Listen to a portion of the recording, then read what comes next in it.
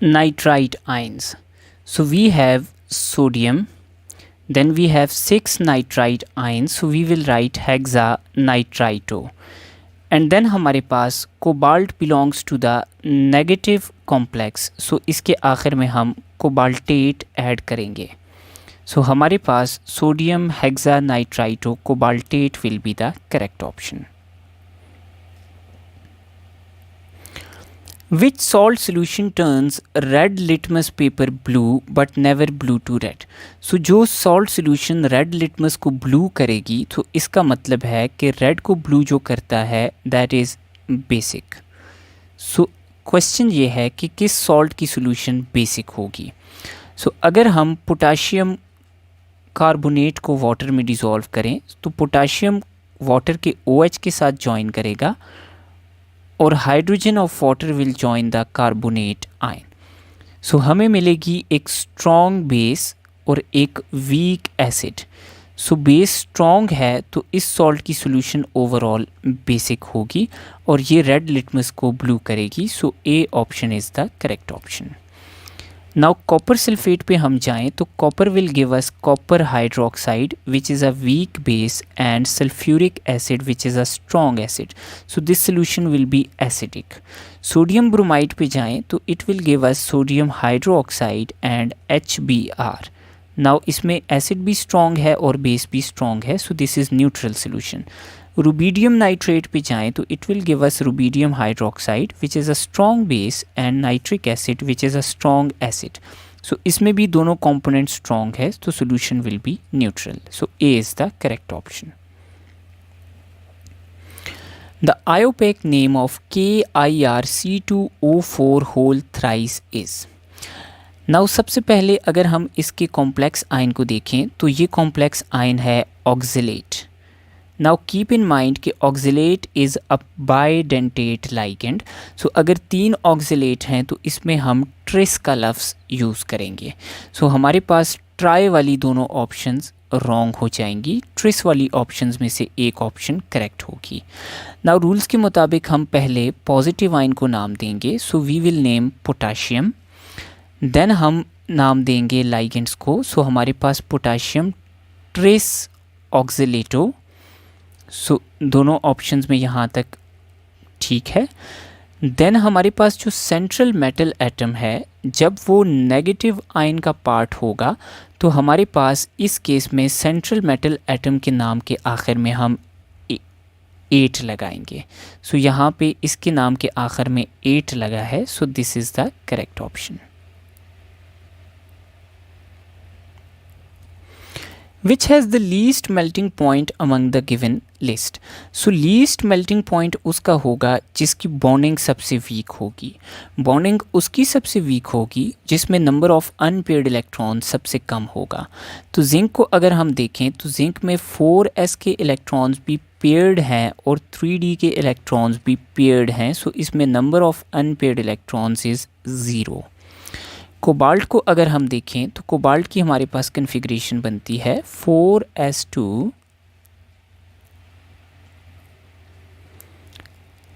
3d7. सो इसमें हमारे पास unpaired electrons present हैं.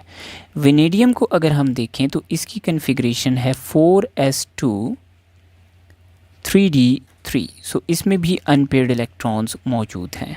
देन अगर हम टंगस्टन की बात करें सो टंगस्टन हमारे पास क्रोमियम के नीचे आएगा.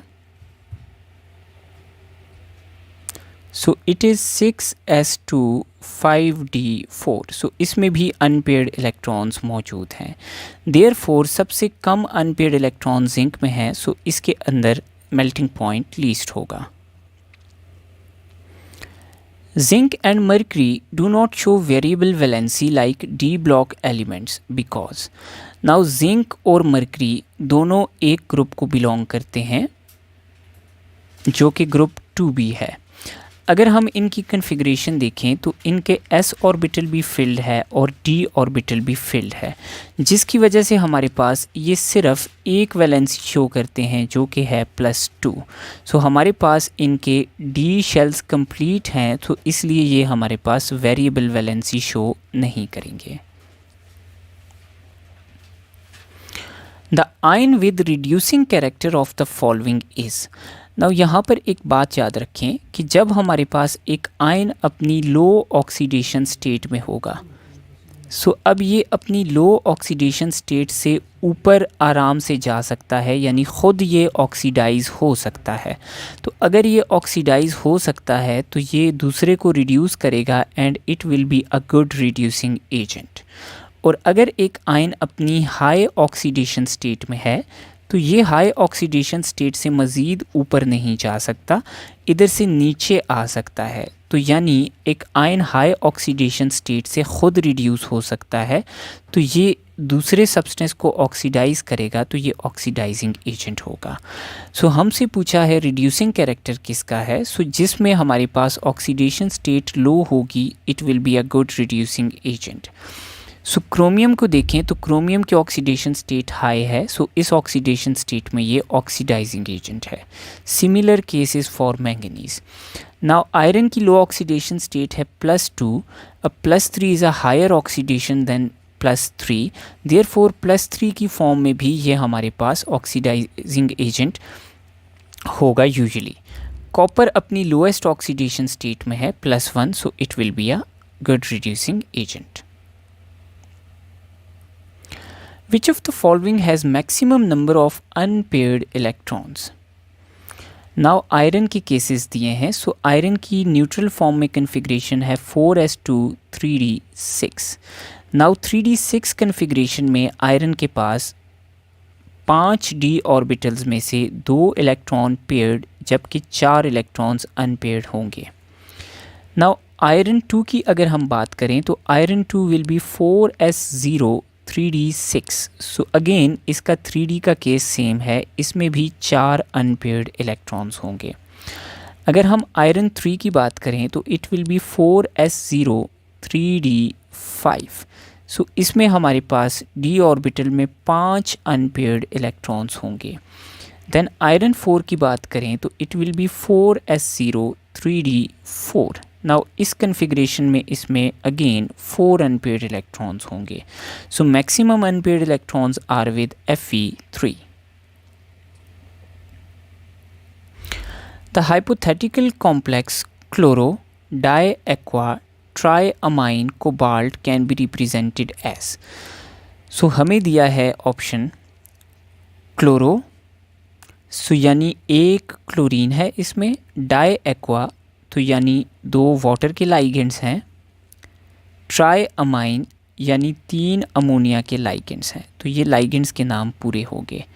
देन है हमारे पास central metal atom cobalt 3। Cobalt की ऑक्सीडेशन स्टेट है +3 एंड देन हमारे पास है नेगेटिव आयन क्लोराइड। अब अगर हम इसमें देखें तो कोबाल्ट इज़ +3, यहाँ पे क्लोरीन इज़ -1 और ये दोनों न्यूट्रल हैं। ओवरऑल इस कॉम्प्लेक्स पे चार्ज होगा +2। अब इसके साथ क्लोराइड के कितने आयंस लगेंगे? 2 आयंस लगेंगे जो कि -2 होंगे और उसके न्यूट्रल बनाएंगे। This will be the correct formula for the compound. हमारे पास it is represented by this A option. The oxidation state of iron in K4FeCN6 is। Now K4 की बात करें तो 4 पोटाशियम +4 होंगे, therefore complex will be -4। Now अगर हम इसमें 6 साइनाइड को देखें तो हर साइनाइड पे -1 चार्ज है, तो 6 साइनाइड पे -6 चार्ज होगा। Now इसको -4 करने के लिए iron will be +2, so the oxidation state of iron is +2। Ionic radii of which is correct. अब इसमें अगर हम देखें तो ये आयन +2 है, ये आयन 4+ है, this is correct. Then this is Cl35- and this is Cl37-, this is also correct। Then this is K+ and this is Cl-। K पे पॉजिटिव चार्ज है और Cl पे नेगेटिव चार्ज है। हमारे पास positive charge हमेशा negative charge से छोटा होगा, ये ऑप्शन रॉन्ग है। Then here we have P3+ and P5+। सो हमारे पास 3 प्लस आयन 5 प्लस से बड़ा होगा, सो ये ऑप्शन भी करेक्ट है। सो आई थिंक सो इधर हमसे रॉन्ग ऑप्शन पूछा है कि which is wrong, so C will be the wrong option. Which of the following ions having following electronic structure would have maximum magnetic moment? Now maximum magnetic moment उस ion की होगी जिसके अंदर number of unpaired electrons maximum होगा। Now अगर हम इन सारों ions को देखें तो इनमें 3p तक जो शेल्स हैं वो सारे के सारे फिल्ड हैं। सो हम सिर्फ 3d को देखते हैं। सो इसके 3d में 3 इलेक्ट्रॉन्स हैं तो तीनों के तीनों अनपेयर्ड होंगे। इसके 3d में 5 इलेक्ट्रॉन्स हैं तो 5 के 5 अनपेयर्ड होंगे। इसके 3d में 7 इलेक्ट्रॉन्स हैं तो 7 में से हमारे पास 4 पेयर्ड जबकि 3 अनपेयर्ड होंगे। और अगर हम 3d9 की बात करें तो 3d9 में 8 पेयर्ड और 1 अनपेयर्ड होगा। So maximum unpaired electron B option में है। सो इस कन्फिग्रेशन में हमारे पास magnetic moment will be maximum. An atom has electronic configuration 1s2, 2s2, 2p6, 3s2, 3p6, 3d3, 4s2. In which group would it be placed? Now अगर हम इसकी configuration देखें तो ये सारे शेल्स इसके फिल्ड हैं। नाउ 4s2 के बाद इसका 3d फिलिंग के प्रोसीजर में है तो ये 3d3 कन्फिग्रेशन के साथ है, यानी ये हमारे पास किस ग्रुप का मेंबर है। सो अगर हम देखें ट्रांजिशन एलिमेंट्स को, सो हमारे पास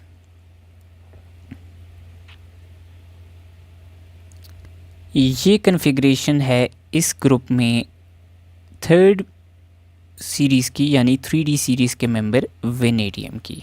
सो अब हम इसको किस ग्रुप में प्लेस करेंगे तो याद रखें कि ट्रांजिशन एलिमेंट स्टार्ट होते हैं हमारे पास 3b, then 4b, then 5b।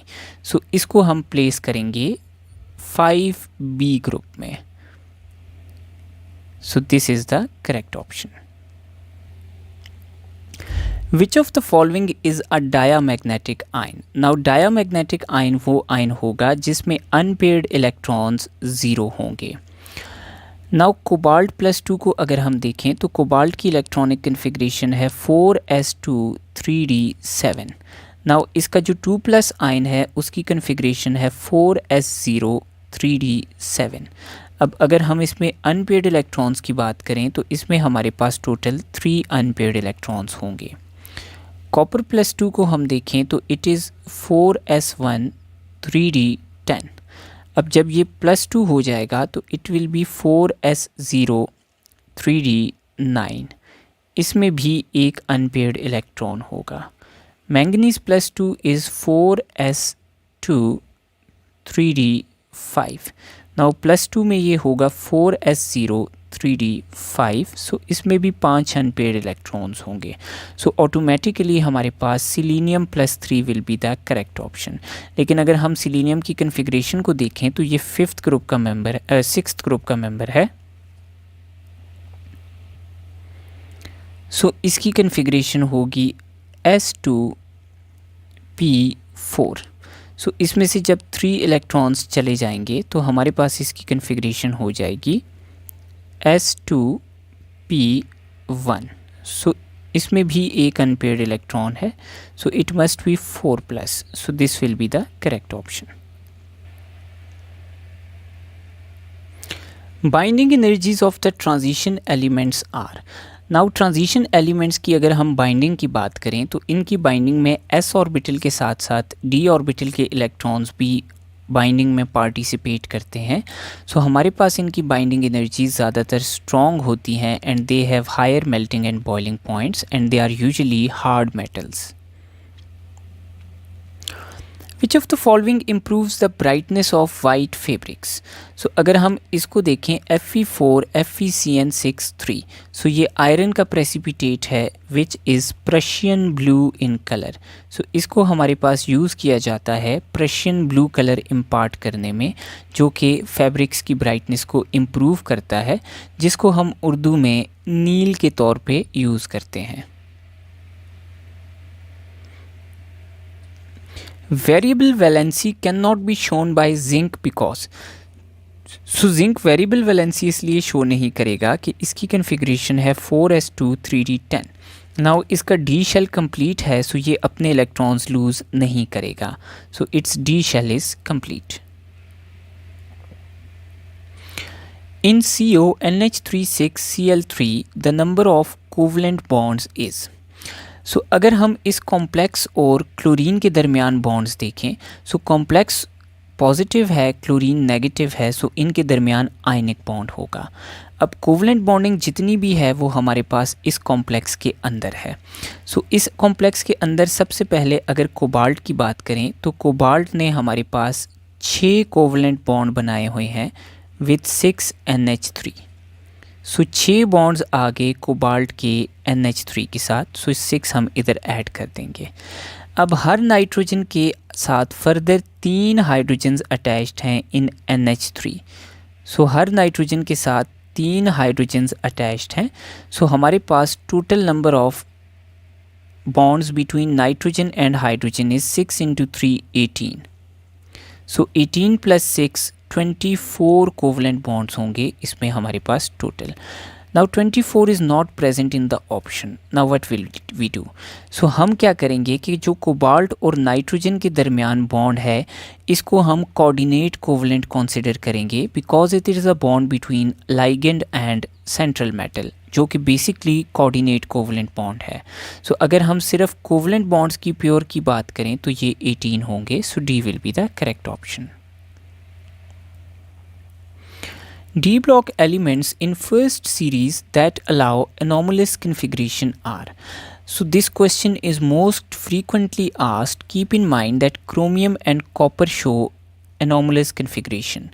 Now chromium की configuration होनी चाहिए 4s2 3d4, लेकिन due to stability of half filled d orbital it is 4s1 3d5. Similarly, copper की configuration होनी चाहिए 4s2 3d9, but due to stability of complete d orbital it is 4s1 3d10. So these two elements are the most frequently asked in examination.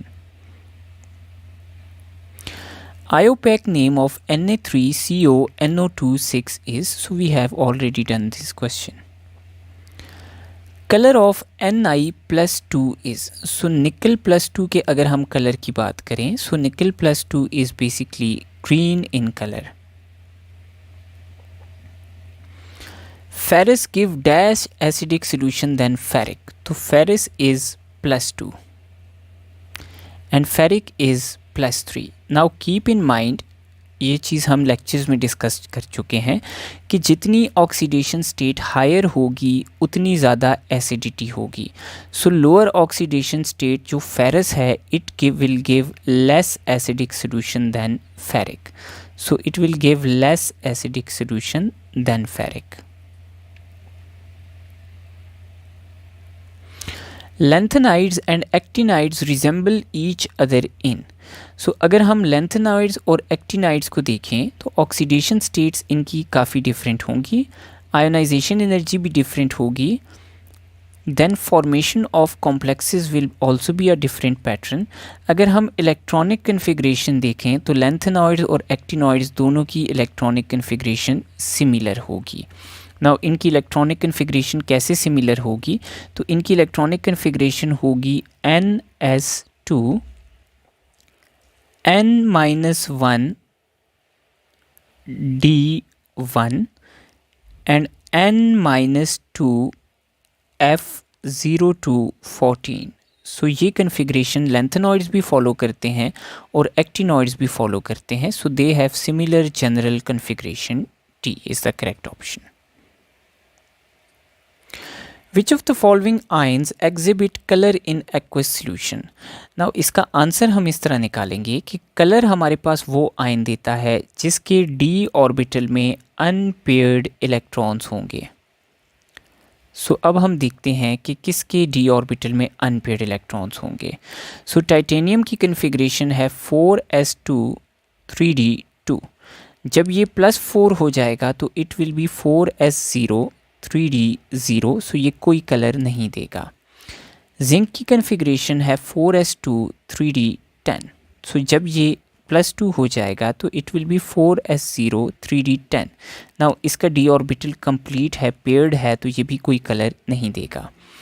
निकल की configuration है 4s2 3d8, सो +2 निकल will be 4s0 3d8। Now इसके अंदर हमारे पास 2 unpaired electrons हैं, इस वजह से ये कलर देगा। स्कैंडियम की बात करें तो हमारे पास scandium is 4s2 3d1, so scandium 3+ will be 4s0 3d0। इसमें भी कोई अनपेयर्ड इलेक्ट्रॉन नहीं है, सो ये भी कलर नहीं देगा। The oxidation number of cobalt in K3CONO26 is, so 3 potassium है, so they will be +3, so overall this complex will be -3। Now इसमें 6 हमारे पास नाइट्राइट आयंस हैं, so they will be -6, और इसको -3 करने के लिए cobalt will be +3, so cobalt will show +3 oxidation state। All are the ores of iron except, so अगर हम इसमें देखें तो हमारे पास limonite is the ore of iron, magnetite is the ore of iron, chalcocite is not the ore of iron, hematite is a common ore of iron. Which of the following elements is alloy with copper to form bronze. Now याद रखें copper की 2 alloys हैं, एक है zinc के साथ, तो जिसमें Z आएगा तो उसके नाम में Z नहीं आएगा, so it will be brass, and जिसके नाम में Z नहीं आएगा S आएगा, वो ब्रॉन्ज होगा। सो ये क्रॉस होते हैं, जिंक वाला ब्रॉन्ज नहीं होगा और टिन वाला ब्रास नहीं होगा। जिसके नाम में एलिमेंट के नाम में S आएगा वो Z होगा, और जिसके नाम में Z आएगा वो S होगा। So tin is the correct option. Most common oxidation state of cerium are. Now what is the element cerium? So cerium is the member of 4f family। इसकी अगर हम इलेक्ट्रॉनिक कन्फिग्रेशन देखें तो इसकी electronic configuration होगी 6s2 5d1 4f1।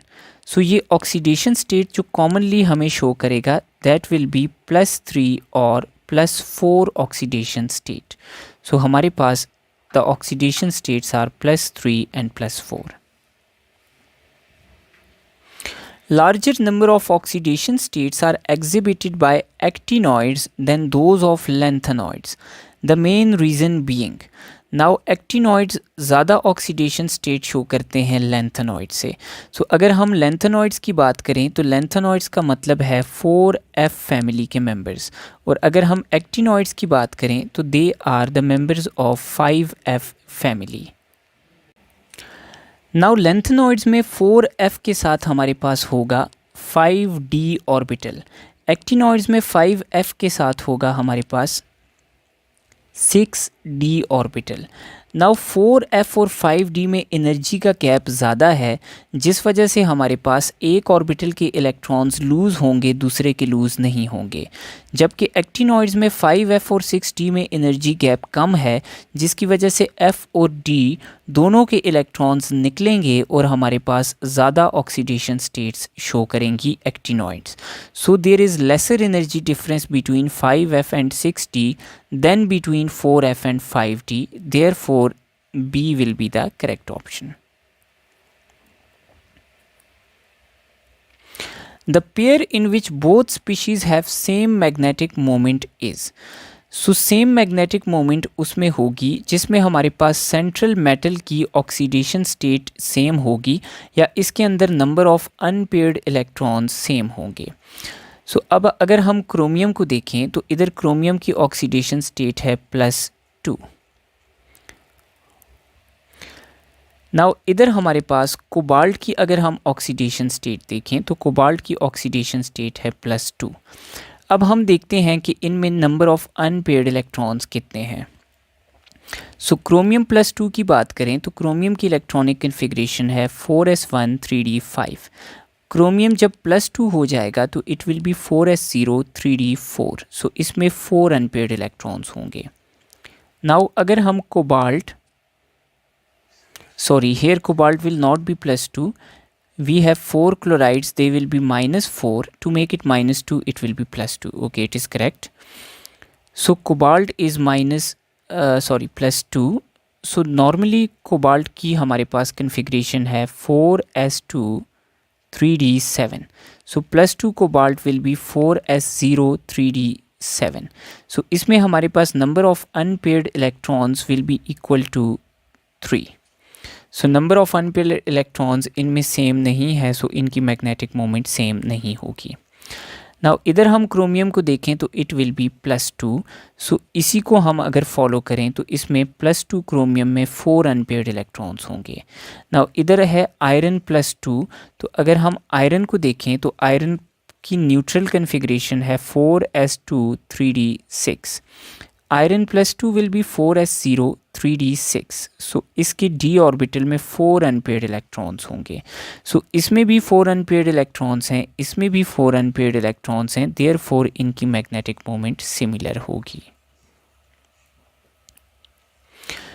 Sodium pentacyano nitrosyl ferrate can be represented as. So हमें मिला है सोडियम, इसका नंबर हम बाद में लिखेंगे। Iron is the central metal atom. Pentacyano यानी 5 साइनाइड आ जाएंगे। आयरन पे ऑक्सीडेशन स्टेट है +3। देन हमारे पास नाइट्रोसाइल यानी एक नाइट्रोसाइल ग्रुप है, and then this is ferrate. Now this is the whole compound.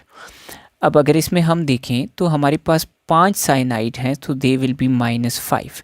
So overall अगर हम कॉम्प्लेक्स पे चार्ज देखें तो 3 - 5 इट विल बी -2। सो इसको बैलेंस करने के लिए sodium will be 2 in number. So हमारे पास correct option will be Na2Fe NOCN5। So B is the correct option. Which of the following is not a member of transition metals? So scandium family is the member of transition elements. It includes scandium, yttrium, lanthanum and actinium. Iron family is also a member of transition elements family. It contains iron, ruthenium and osmium. Titanium family is also a member of transition elements. It contains titanium, zirconium and hafnium. Whereas beryllium family is group 2A, which are alkaline earth metals, so they are not transition elements. Which of the following electronic subshells the lanthanides have in process of filling? So lanthanides हमारे पास follow करते हैं lanthanum को। So अगर हम lanthanum को देखें तो lanthanum is 6s2 5d1। अब लैंथेनॉइड्स इसके बाद आएंगे तो इनका हमारे पास 4f शेल फिल होगा। और अगर हम एक्टिनॉइड्स को देखें तो actinoids are 7s2 6d1 5f। So actinoids में 5f फिल होगा, लैंथेनॉइड्स में 4f फिल होगा। So A is the correct option for lanthanoids. Elements not found in nature synthesized in nuclear reaction and involving completion of 51st orbital are known as. So this will be not 51st but 5f orbital. So 5f orbital हमने last MCQ में discuss किया है कि it is in actinides. So actinides is the correct option. Choose the correct electronic configuration for scandium. Now अगर हम scandium को देखें तो इसका atomic number है 21. Now we know कि हमारे पास 1s2 2s2 2p6 3s2 3p6 4s2 यहाँ तक एटॉमिक नंबर 20 ख़त्म हो जाता है। देन 4s2 के बाद अगर एटॉमिक नंबर 21 है तो इट विल बी 3d1। सो अगर हम यहाँ पे कन्फिग्रेशन को देखें तो 4s2 3d1 कन्फिग्रेशन इस ऑप्शन में है। So this is the correct option. What is the right configuration for element with 24 electrons? Now ये बात याद रखें कि 24 electrons यानी 24 एटॉमिक नंबर है क्रोमियम का, और ये हमने प्रीवियसली भी डिस्कस किया है कि क्रोमियम एबनॉर्मल कन्फिग्रेशन शो करेगा। सो इसकी कन्फिग्रेशन 4s2 3d4 की जगह 4s1 3d5 होगी। सो आपको क्रोमियम से यूजुअली क्वेश्चन आता है। इसके अलावा एटॉमिक नंबर 29 याद रखें जो कि कॉपर का है।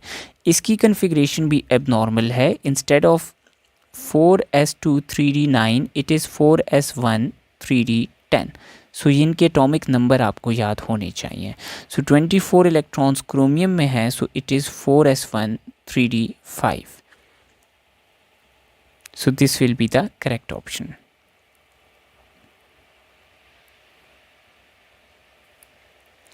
The correct electronic configuration for निकल 28 इज़। सो हमारे पास 4s2 पर जाकर एटॉमिक नंबर 20 वाइंड अप हो जाता है। सो 28 यानी इसके बाद के 8 इलेक्ट्रॉन्स जाएंगे 3d में। सो इसकी करेक्ट कन्फिग्रेशन होगी 4s2 3d8। So A is the correct option. The electronic configuration of copper 29 is. तो इसको हमने प्रीवियसली डिस्कस किया है कि it is 4s1 3d10।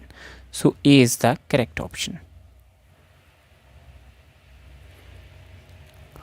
The highest oxidation state of manganese in its compounds is. So manganese की हमारे पास 3d में electrons का नंबर है 5 और इसके 4s में इलेक्ट्रॉन्स का नंबर है 2। अब इसके 4s के दोनों इलेक्ट्रॉन्स लूज़ होंगे तो ये ऑक्सीडेशन स्टेट +2 शो करेगा। अब इसकी 3d के 5 इलेक्ट्रॉन्स अनपेयर्ड हैं तो ये इन सारों को भी लूज़ कर सकता है। तो टोटल जब ये अपने 7 इलेक्ट्रॉन्स लूज़ करेगा तो ये मैक्सिमम ऑक्सीडेशन स्टेट +7 शो करेगा। Cobalt generally forms coloured compounds, the colour is due to. Now हमारे पास ट्रांजिशन एलिमेंट्स में जो कंपाउंड्स में कलर आता है that is due to splitting of d orbital and then excitation of d orbitals from lower to higher set. Therefore, the color in transition elements is usually due to d-d transition, which usually lies in the visible range. So A is the correct option. The color of coordination compound bis dimethyl glyoxime nickel is. So this compound is bright red in color.